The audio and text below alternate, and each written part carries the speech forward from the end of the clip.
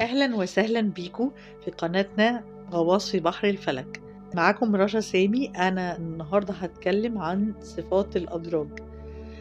طبعا أنا الحلقات اللي فاتت اتكلمت، شرحت بالتفصيل عن موضوع الخريطة الفلكية، ازاي بنقدر نحددها، وإن مش برجنا بس خالص الشمسي اللي بيحدد صفاتنا، إن في كده حاجات كتير قوي، عناصر بنبنيها على بعض بنطلع صفاتنا.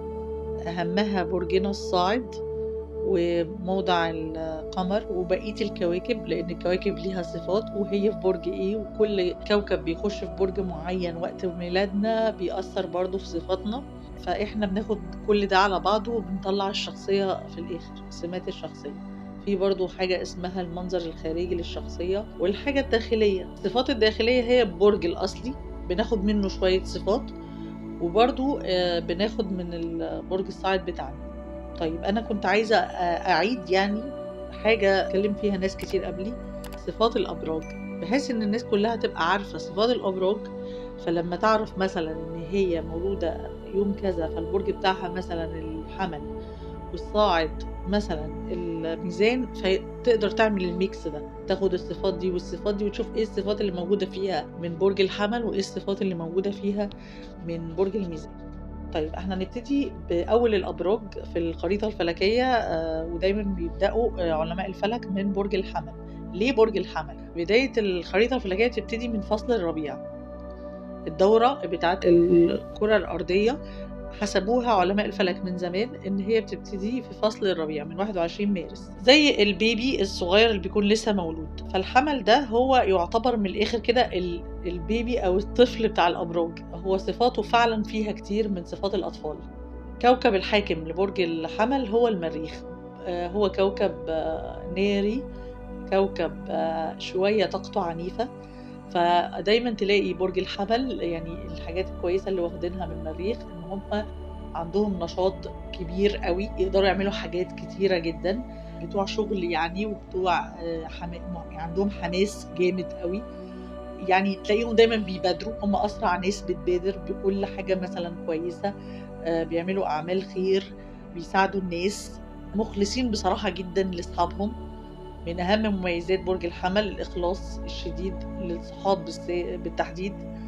مش بالسهل إنه هو يفرط في صاحبه، حتى لو في بينه أي خلاف ممكن ياخد الوقت بتاعه إنه يهدى من ناحيته ويرجع يكلمه تاني كما لو كان مفيش حاجة. هو شجاع جدا، من أشجع الأبراج، جريء، مش بيخاف، عنده بقدام كده، عامل زي الطفل اللي هو مش مدرك الخطر فبيندفع جدا. هو يعني سريع، هتلاقيه ما بيستحملش حكاية البطء كتير. شوية هو حماسي، وشوية ممكن طبعا عنده شوية عنف وعصبية في الغضب بتاعه.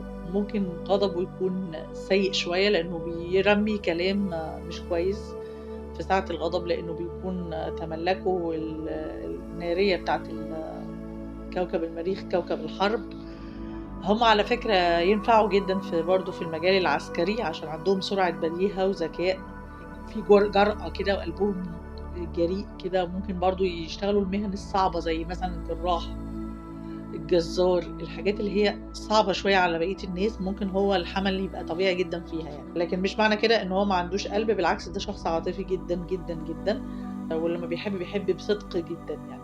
هو من عيوبه ان هو يعني هو زي الطفل، يعني هو اناني، انانية الاطفال، اناني شوية، عنيد جدا جدا، ما عندوش صبر خالص خالص، وده اللي بيخليه يبقى عصبي مندفع. ورد فعله عنيف وما بيهداش يعني، بس هو يعني بيبقى صعب كده، عامل زي البركان كده، بس بيهدى بعد كده، بيهدى، ما بيحسش حتى ان هو حصل حاجة. صريح زيادة، ممكن صراحته تجرح، واحيانا بيكون شكاك. دي صفات برج الحمل. او من اهم برضو مميزات ان هو حنين جدا، قلبه حنين جدا. يعني من الاخر نقدر نتخيل ان برج الحمل زي شعلة النار، حماسي جدا. مريخ برضو كوكب الاحمر ده، هو بيحكمه طاقة الحماس كده. هي اصلا الحمل طاقة ذكورية، فيها الجرأة بتاعت ان الراجل دايما بيكون مبادر يعني. دي اهم صفات برج الحمل. فاللي عنده المواليد البرج الشمسي الحمل فهيكون واخد صفات من البرج ده، ولو كان الصاعد بتاعك حمل فأنت شكلك الخارجي فيه الصفات دي يعني، بس ممكن جواك حاجات تانية. هنقول إن شاء الله في الحلقة الجاية صفات البرج اللي بعده في الدايرة الفلكية وهو برج الثور، انتظرونا.